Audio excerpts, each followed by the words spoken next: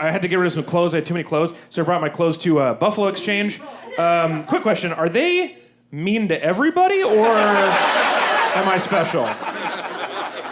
I feel like they could turn down the attitude a little bit at Buffalo Exchange. I'm aware that those are bad clothes I gave you.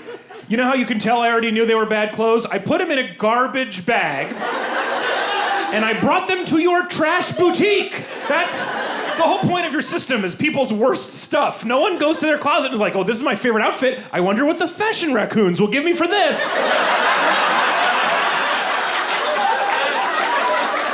Just give me $1 and let me go home, Allegra.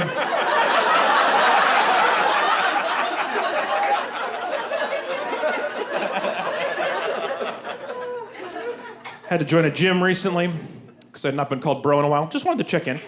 And no, I had to join a gym because I have this condition that I think is kind of serious. I have this condition where when I'm with my wife and we're being intimate, I'm too weak to be on top. Is that a condition? I don't know. I appreciate your support in this difficult time.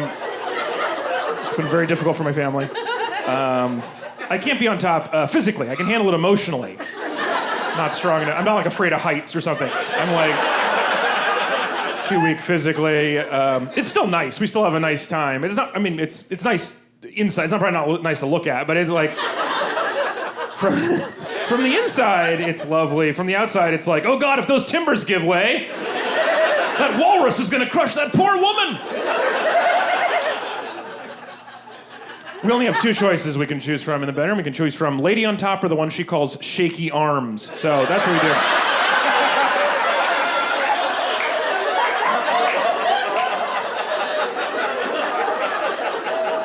So I joined this gym is the point of the story. And just want to be able to hold up my own weight in this relationship. So I joined a gym, and it was really difficult, actually, because I had not been to a gymnasium since I was in high school, and I assumed that the kids who hung out there and were not nice in high school are still there. And they're not. They are all real estate agents, and they're hanging out at brew pubs. But I was worried that I was going to walk in and they'd be like, he's back! Get him! I don't know. And I know it is weird to hear me say that something in life makes me anxious, because on stage I seem so confident and well-dressed and like a great writer, and that's fair. But off stage, I am like, yeah. Off stage, I'm like a bunny rabbit. So I was like, oh, it's gonna be so hard. But then I walked in, and I was like, don't nobody look at me. And then I got into the locker room, and I saw something beautiful that changed my opinion of the whole experience. And I hope I can help you. If you're embarrassed about going to the gym, I hope this will help you. I got in the locker room, and I saw an older gentleman using the hand dryer on the wall to blow dry his junk. And yeah, it was great. It was exactly what I needed. It was so perfect. Yeah, it was beautiful. It was like a message from the universe. Because I was worried that people were judging me, and he was telling me this is a place of self-improvement, not of judgment. Right? That's the message there. Is like, he's saying we're all here just trying to do our best. Like, I just want to be stronger so I can finally try missionary.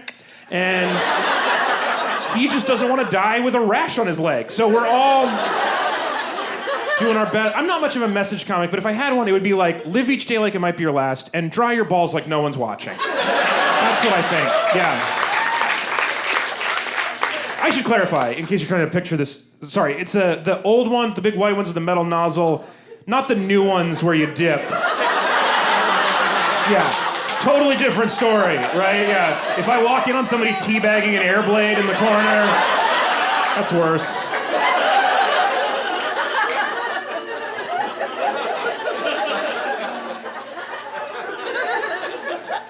I majored in philosophy in college. I have a bachelor's degree in philosophy, which is stupid. Very expensive, stupid thing to do. My favorite thing I did in philosophy is I took a class called the philosophy of time travel. And yeah, which was great. It was so cool. Because time travel raises a lot of interesting philosophical questions. Like, would it be okay to go back in time and not get a philosophy degree? Yeah, if I get $120,000 back and not know life is meaningless in the same day, I'd do that. I'd press that button. Basically the philosophy of time travel is a bunch of kids in college watch Back to the Future and then talk about it. Instead of paying $40,000 a year, you could also just try drugs. Plenty of people did that for free. But Yeah, it was great. Actually, really fun. It was really fun. My favorite part of it is we got to, at the end of it, we got to write a final paper on any of the questions that had come up during class. And the one I picked that we talked about a little bit was the old chestnut you guys are all familiar with. Should you go back in time and kill baby Hitler, right? If you have a time machine. You guys have heard this. Yeah. Would you do it? Hard to say. Well, we're going to wait until you figure out how to do it. Figure out how to make it easier. If it helps, I don't actually have a time machine, so the stakes are low.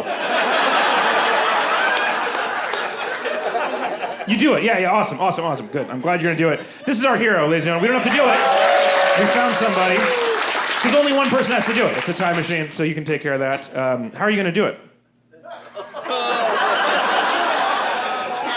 You're gonna stab him. That was fast. Deciding to do it took you a while, but as soon as I asked how, you were like, well, I've got this knife I've been waiting for. Old Stabby is just in my closet, waiting for an opportunity. You were so fast on stabbing it. Good for you. Glad. Whoa, great. Good. I think it's the right choice. I'm glad you did it. It was really nice of you. I think it's awesome. What I wrote my paper on in this question, though, is not on like the global implications. What I wrote about was what is the rest of your day like? Because that's what I'm interested in, right? Because it's a weird day, right? You're gonna go commit a time murder and then not be able to tell anybody because they've never heard of Hitler. So that's weird, right? That is a bizarre day. Here's what I picture would happen. So you get in your time machine, you go back, you stab a baby, you get back in your time machine, you come back to this time, you come to a comedy show because you already bought tickets to your show, it's sold out, you wanted to make sure you used it. You take a shower first because it's been a weird day, but then you come to the comedy show and you're like, surely he won't be talking about this because it didn't actually take place. And I think it would be basically the same show. These chairs would probably be full, but other than that, very similar. We'd get to this point in the show, and I'd be up here, and we'd all look the same, and I'd be like, hey, if you had a time machine, would you kill baby Stalin, right? Because Hitler was not the only historical monster. Your job's not done. And so you're like, okay, Stabby, we ride again. So you grab the knife, you jump in the time machine, you go back, you kill Stalin, you come back, you're at a comedy show, it's very crowded, and I'm like, would you kill baby Pol Pot? And you haven't really read much about that because we don't teach it here, but it is real bad, and you don't want to seem Eurocentric, so you're like, all right, we stab. So you go off, you stab a bit, you come back. Some of you are pulling back, by the way. There's a lot of baby killing in this joke, but they are the worst babies. Don't worry about that, because they're all terrible babies. If the baby killing bothers you, just picture killing awkward teenage Hitler. That's way easier. Everybody would kill one teenager. Yeah, right, at this point, yeah. You just show up in 1880s Austria and his mom is like, clean your room, Hitler. And he's like, no one understands my struggle.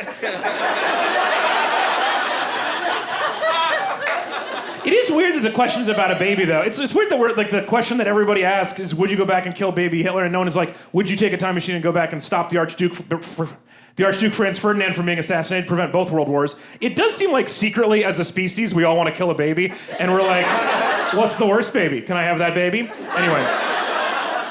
So you get through Pol Pot, you come back, and basically at this point, your full-time job is getting in a time machine, stabbing a baby, coming to a comedy show, getting a new assignment, getting in the time machine, killing a baby. It's not a great life. It would be a pretty good movie. I'm thinking of calling it Baby Terminator, or possibly Time Assassin Infant Edition. I'm still working on the title. It would be fun. But eventually you're gonna get through the big ones. There's gonna be some real awkward ones, right? You're gonna do Columbus, you ruined a continent. On the other hand, we like it here. It's very difficult. Get rid of Genghis Khan, right? He killed 40% of the earth at the time, which is pretty gnarly. On the other hand, he's all of our daddies. It's a lot, but you work through it, you get all through it. Eventually you're gonna get down into the minor genocides. Bonus joke, the subtitle of the movie, Baby Terminator, is minor genocide. Anyway,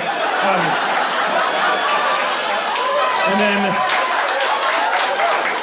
eventually you're gonna get down to just like the kind of assholes. You're gonna be standing over a baby and you're like, look, I hate to do this to you, but you killed 2,000 people, prepare to meet my knife. And then you're gonna realize, you're gonna look at the back of your hand and look at your tattoo and you're gonna be like, wait, this is my 2,000th baby. And then you're gonna be like, hold on a second, this baby looks familiar, this room looks familiar. Philosophy majors, are you on board? This is you as a baby. You've become the monster you were afraid of all along. Yeah. I know what you're thinking. C- paper. And you're right, that's what it is.